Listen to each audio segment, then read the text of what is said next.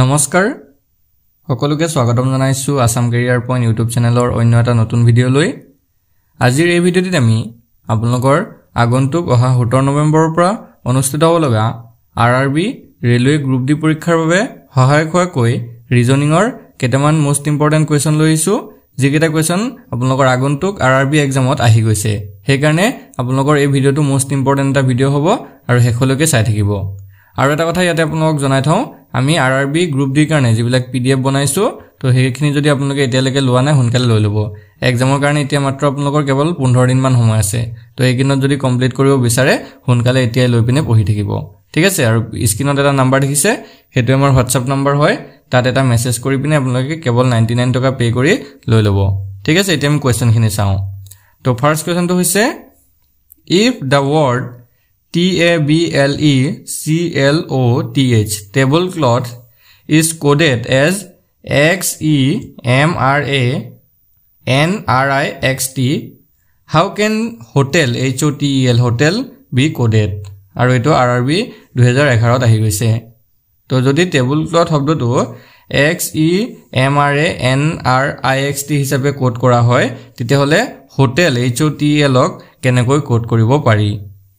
তো এই কোডিং ডিকোডিংৰ কোৱেশ্চনখিনি খুব ইম্পৰ্টেন্ট কোৱেশ্চন হয় আৰু এই ক্লাছটোত আমি অকল কোডিং ডিকোডিংৰে বেলেগ বেলেগ ধৰণৰ ট্ৰিক্সৰ কোৱেশ্চন লৈছো হেকাৰণে আপোনালোকে গুটেইকিটা কোৱেশ্চনে ভালদৰে চাব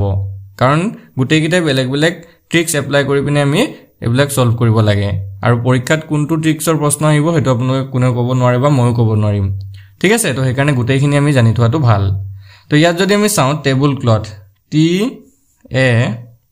TABLE table CLOTH table cloth to keneke code korise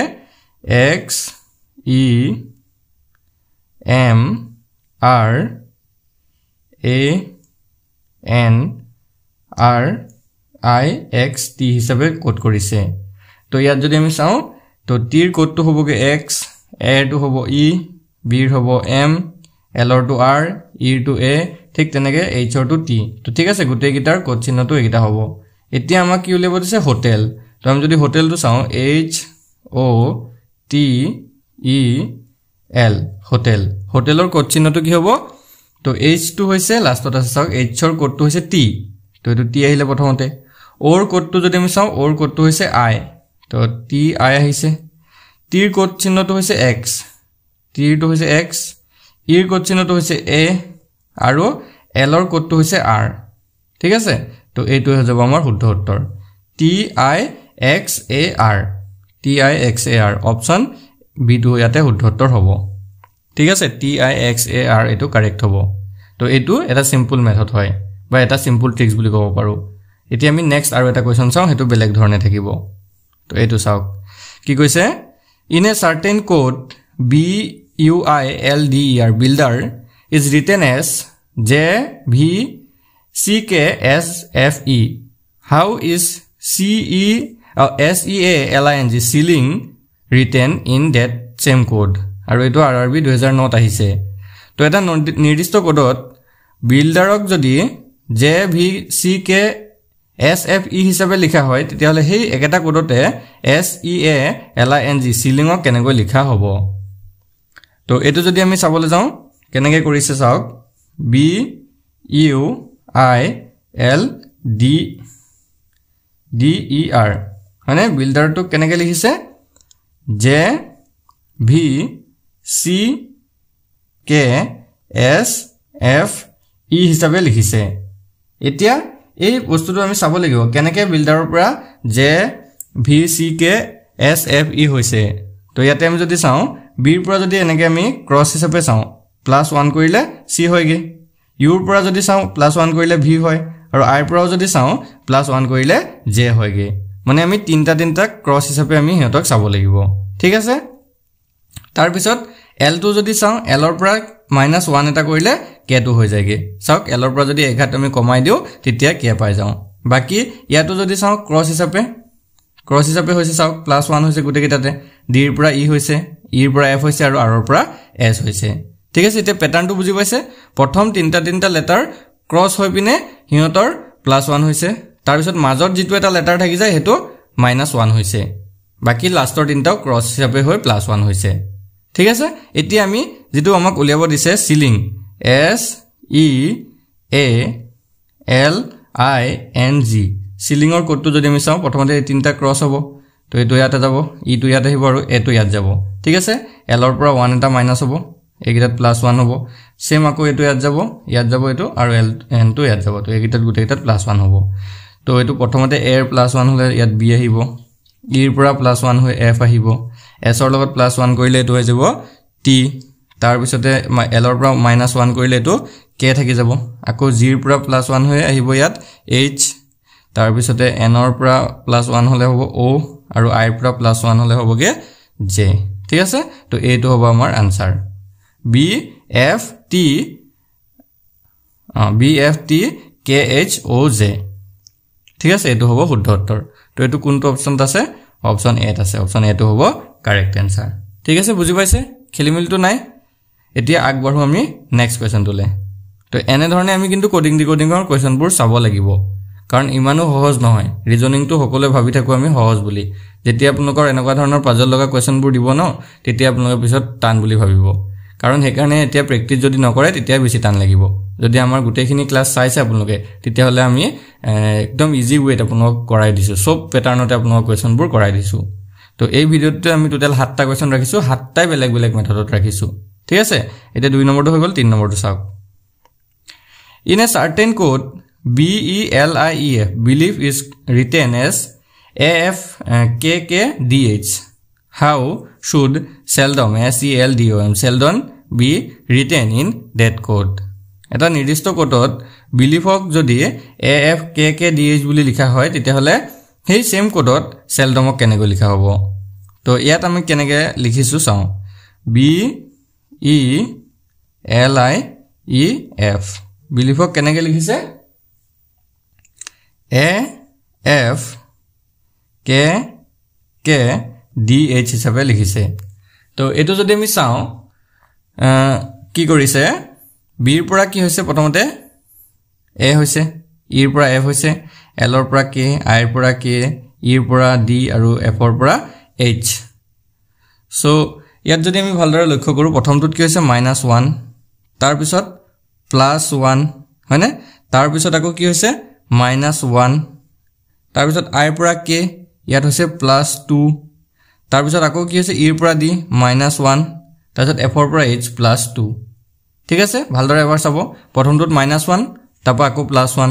-1 +2 তাৰপা আকৌ -1 আকৌ +2 তো এইটো মেথডত আমাৰ সিৰিজটো হৈছে তো সেম সিৰিজত আমি যেটো দিছে সেলডম হেতকো কৰিম ঠিক আছে এটা কেনে কৰিম চাই লওক এবাৰ ভালদৰে এই বস্তুটো শিকি লওক কিমান কি হৈছে মানে -1 +1 তাৰপা আকৌ -1 +2 এই বস্তুটো যদি ধৰিব পাৰে তেতিয়া হলে পাৰি যাব ঠিক আছে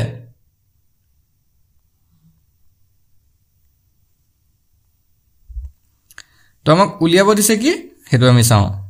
S E L D O M seldom প্ৰথমতে কি আছিল আমাৰ -1 তাৰপা +1 -1 তাৰ পিছত +2 আছিল তাৰপা -1 তাৰ পিছত আকৌ +2 হৈ গল এটোই আছিল আমাৰ সিম্পল ট্ৰিক্সটো তো s ৰ পৰা -1 কৰিলে এটো হয়গে r e ৰ লগত +1 কৰিলে হয়গে f l ৰ পৰা -1 কৰিলে হয়গে k d ৰ লগত 2+ কৰিলে হয়গে f o ৰ পৰা -1 কৰিলে n আৰু m ৰ লগত 2+ কৰিলে হয়গে o তো এইটোই হৈ যাব আমাৰ আনসাৰ ঠিক আছে r f k f n o তো এটো কোনটো অপচনত আছে r f k f n o এটো অপচন c ত আছে অপচন c টো হ'ব কারেক্ট আনসার ঠিক আছে অপচন c টো হৈ গল কারেক্ট আনসার তো এতিয়া আমি আগবঢ়ো নেক্সট কোৱেশ্চনটোলে নেক্সট তো চাওক কি কৈছে 165135 is to piece as 1215225 is to মানে 165135 টুক যদি PEC হিচাপে লিখা হয় তেতিয়া হলে সেই নাম্বাৰটো যে দিছে আমাক 1215225 হিচাপে সেই নম্বৰটো তলৰ কোনটো ওয়াৰ্ডৰ হৈতে জড়িত থাকিব মানে সেই নাম্বাৰটোৰ পৰা কি ওয়াৰ্ডটো বনিবগে লিড হ'ব লভ হ'ব নে লুপ হ'ব নে AURA অৰা হ'ব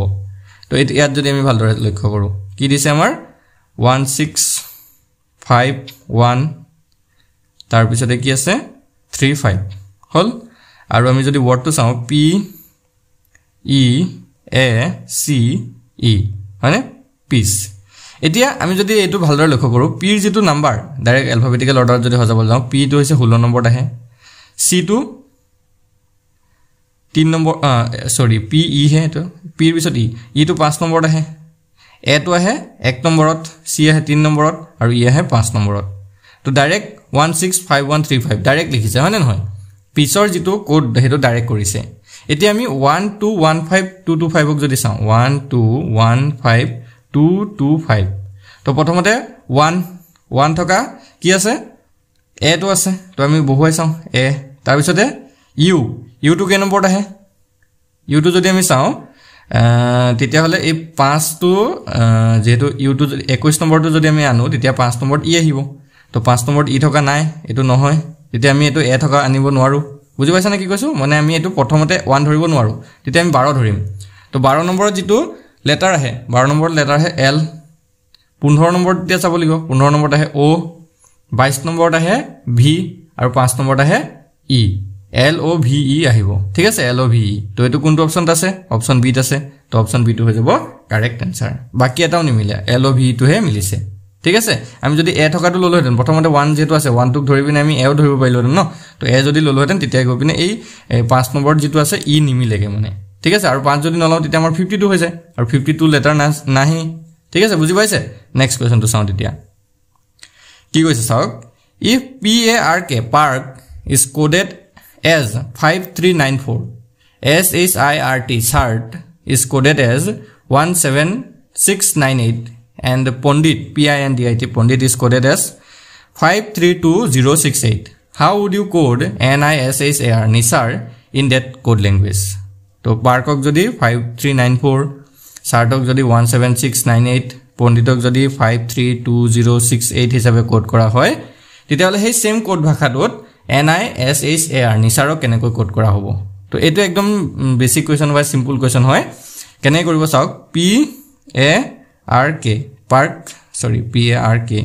park to কি হিসাবে কোড কৰিছে 5394 হিসাবে হলনে তাৰ পিছত যদি চাও SHIRT shirt to কেনে কোড কৰিছে 17698 হিসাবে পণ্ডিত to কেনে কৰিছে PANDIT পণ্ডিত to কেনে লিখিছে 53206 হিসাবে লিখিছে হলনে এইগিটা এতিয়া আমাক উলিয়াব দিছে NISHAR নিসাৰ তো এই নিসাৰৰ যিগিটা লেটাৰ আছে এইগিটা গুটে গিটাতে পাৰ্ক শাৰ্ট আৰু পণ্ডিতৰ পৰা আমি বিচাৰি উলিয়ামগে ঠিক আছে তো N টো আছে পণ্ডিতত তো N ৰ কোডটো হৈছে 2 I টো আছে শাৰ্টটো আছে পণ্ডিতটো আছে I টো হৈছে 6 ইয়াতো চাওক শাৰ্টটো I টো 6 আৰু পণ্ডিতটো I টো 6 হল তো I জায়গা 6 আহিলে S টো শাৰ্টত আছে 1 H টো শাৰ্টত আছে 7 A টো পাৰ্কটো আছে আৰু পণ্ডিতটো আছে 3 A টো হৈছে 3 আৰু R আছে পাৰ্কটো শাৰ্টটো R মানে হৈছে 9 ঠিক আছে R মানে হৈছে 9 তো এটো হ'ব আমাৰ কোড 261739 261739 এটো কোনটো অপচন আছে অপচন ডি আছে অপচন ডি টো হৈ যাব কারেক্ট आंसर ঠিক আছে অপচন ডি টো হৈ গল কারেক্ট आंसर বুজি পাইছে সকলে বুজি পাইছে নেক্সট কোৱেশ্চন টো লাগবৰে পাৰো নেক্সট তো চাওক কি দিছে LOFTY lofty is coded as LPFUY then DWARF dwarf will be written as যদি LOFTY to LPFUY হিসাবে কোড কৰা হয় তেতিয়া হলে DWARF to কি হিসাবে কোড কৰা হ'ব তো এটো এটা বেলেগ টেকনিক লগোৱা কোৱেশ্চন হয় বা এটো বেলেগ প্যাটাৰ্নৰ কোৱেশ্চন হয় তো এটো কেনে কৰিছে চাওক LOFTY ইয়াক কি হিসাবে কোড কৰিছে LPFUY হিসাবে কোড কৰিছে তো ইয়াত যদি আমি ভালদৰে লক্ষ্য কৰো L ৰ পৰা L হৈছে মানে ইয়াত +0 হৈছে O ৰ পৰা P হৈছে মানে +1 হৈছে F ৰ পৰা F +0 T ৰ পৰা U +1 Y ৰ পৰা 1 +0 মানে প্যাটাৰ্নটো চাওক +0 +1 +0 +1 +0 এনেকৈ গৈছে হয়নে তো আমি সেম মেথড ইউজ কৰিম DWARF প্ৰথমতে +0 তাপা +1 +0 +1 +0 এনেকৈ কৰিম তো D ৰ পৰা +G কৰিলে D হ'ব W লগত 1 প্লাস কৰিলে হৈ যাবগে X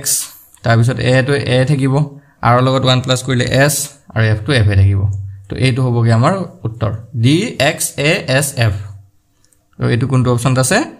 এইটো আছে অপচন 8 অপচন 8 হৈ যাব কারেক্ট आंसर হৈ গল বুজি পাইছে নেক্সট কোৱেশ্চন লাগবাৰো নেক্সট আৰু লাস্ট টো হয় সাতটা কোৱেশ্চন আমি ৰাখিছো এই সাতটা কোৱেশ্চন যদি আপোনালোকে ভালদৰে শিকি যাব পাৰে তেতিয়া হলে মই কৈছো আপোনালোকৰ এনে ধৰণৰ পৰা এটা কোৱেশ্চন তো আপোনালোকৰ কমন পৰিবই সিওৰ এটা কোৱেশ্চন তো ইয়াৰ পৰা আহিব মানে এটো মেথডত সেম মেথডত মানে সাতটা যদি আপোনালোকৰ টেকনিক মনত থাকিব পাৰে ন তো সাতটা টেকনিকৰ পৰা এটাটো কমন পৰিবই তো এইটো চাওক কি দিছে n e u r o t i c neurotic can be